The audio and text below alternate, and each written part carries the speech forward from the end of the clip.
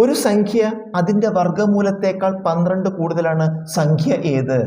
ഒരു സംഖ്യ നമുക്കറിയില്ല, എക്സ് എന്ന് കരുതുക. ഈ സംഖ്യ അതിൻ്റെ വർഗ്ഗമൂലത്തേക്കാൾ, വർഗ്ഗമൂലം എന്ന് പറഞ്ഞാൽ √x. അപ്പോൾ ഒരു സംഖ്യ അതിൻ്റെ വർഗ്ഗമൂലത്തേക്കാൾ 12 കൂടുതലാണ് എന്ന് പറഞ്ഞാൽ ഈ സംഖ്യയിൽ നിന്ന് അതിൻ്റെ വർഗ്ഗമൂലം കുറച്ചാൽ 12 കിട്ടും എന്നാണ് അർത്ഥം. എക്സ് കുറയ്ക്കണം √x സമം 12. നമുക്ക് ഇവിടെ ഒരു സമവാക്യം കിട്ടി.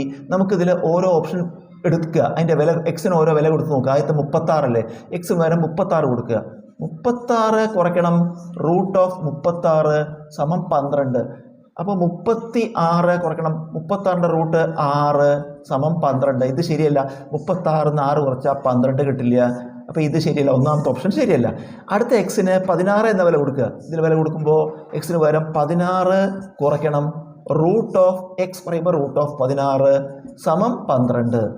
16 കുറയ്ക്കണം 16ൻ്റെ √4 സമം 12. ഇത് ശരിയാണ്. 16 4 കുറച്ചാൽ 12 കിട്ടുന്നത്. അപ്പോൾ നമുക്ക് രണ്ടാമത്തെ ഓപ്ഷനാണ് ശരി. സംഖ്യ സമം 16.